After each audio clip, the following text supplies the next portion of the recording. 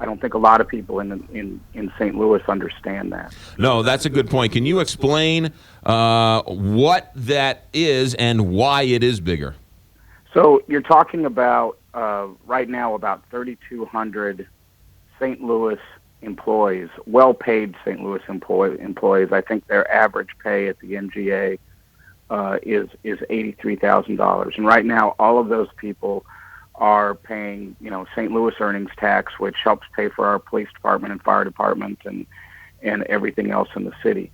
And they want to build a multi-billion-dollar facility. And if they do it, they will build it. If we keep it in the city, they're going to build it on the north side, just north of where Pruitt-Igoe, the former public housing project that was, such a disaster and has been just, crumbled, empty ground for the longest time. So it's going to help regenerate the north side. And so the multiplier effect in terms of the economic growth that will happen in the city between the building project, which is bigger than the NFL stadium, between keeping the 3,000 employees here and what it does to the earnings tax, and also the potential for expansion. While there's no guarantees, there has been talk of MGA expansion in the future, and there's no doubt based on their plans that they're building a larger facility than they need for their 3,200 employees. So if St. Louis loses that and all those jobs and all that tax and all that building goes to Illinois, it's devastating. It is a massive loss that makes the NFL stadium project as insignificant as whether or not the Rams won or lost their last game. I think it's interesting that St. Clair County and Southern Illinois have done everything they can to take the mapping agency out of St. Louis, but they've done nothing to want to build an NFL stadium for the Rams. No, it says a lot about where the real economic possibilities are. And as you noted, I wrote my Sunday column about the NGA at stltoday.com, and I just believe that this is such I think the city and city leaders, when they look back at this, at least how they have lacked unity on this project over the last few months, they're going to be embarrassed. I hope that they continue to find that unity and stand together and find a way to convince the NGA that this project belongs in St. Louis. As the column got into, it's always been here, and it's been a huge part of our history. It's been a huge part of our cultural history, and putting the NGA back on the north side where it actually used to be, in the old Globe Democrat building just down the street from Post-Dispatch, that's what's got to happen, and the city's got to find a way to make it happen. Somebody said to me recently, a prominent St. Louisan said, Southern Illinois sure does like to talk about regionalism when it benefits them, but when it doesn't benefit them, they go tooth and nail in trying to steal this, and they were talking about this mapping agency. So, I would love for all the Southern Illinois political leaders to remember what happened the last time Scott Air Force Base was on the BRAC list, and Missouri political leaders rallied around it to keep it in the region.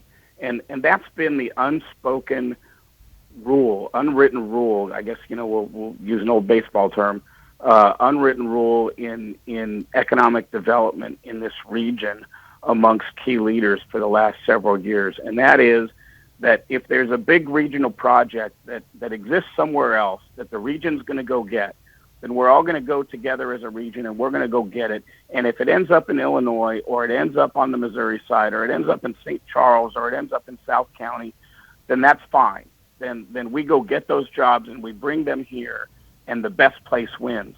But when it comes to poaching jobs from St. Charles to St. Louis, or from the east side of the river on Illinois to the west side in Missouri, our leaders traditionally have decided we're not going to do that. We're not going to, rob Peter to pay Paul. And so the reaction of the folks in Illinois and some folks in Missouri who seem to be working against the city has been particularly disappointing to me. Tony Messenger with us for a couple more minutes.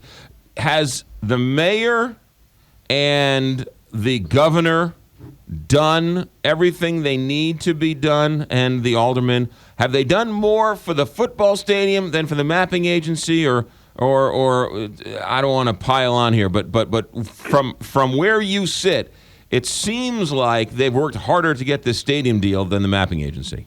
From where I sit and what I see, and the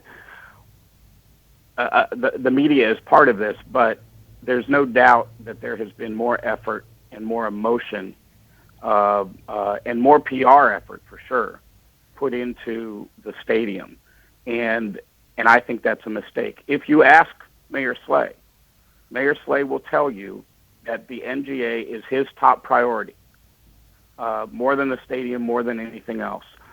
I'm not sure I see that in daily actions.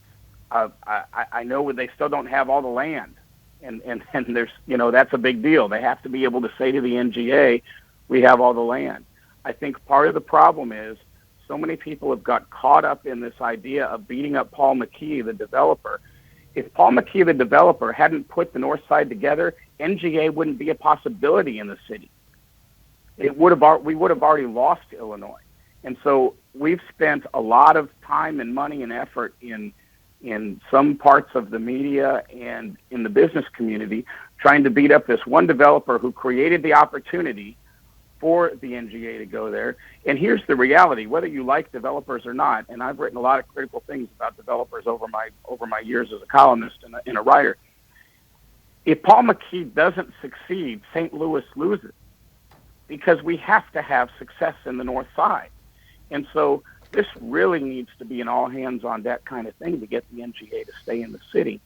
And I haven't seen the effort. I hope it's there behind the scenes. I hope Mayor Slay and Governor Nixon call me up after this interview and show me reams and reams of paper and schedules that shows that all their effort is going into this NGA, and that the NFL has just been a blip on the screen, and it gets all the publicity because sports reporters really want the Rams to stay. Right. But that's what worries me. Is I've seen a unity of effort in Illinois. I haven't seen a unity of effort in Missouri, and I'm hoping that Sunday's column helps spur a little bit more action. That column can be read at stltoday.com. Tony, the voice sounds better health-wise. Things on the way up? I'm on the way up every day. I still can't eat pizza and drink beer, and that's frustrating. But my Broncos are the number one seed, so that keeps me going every day. Tony, good to hear your voice. Happy New Year. Thanks for checking in. Thanks, McGraw. Talk to you later. You got it. Bye. Tony Messenger.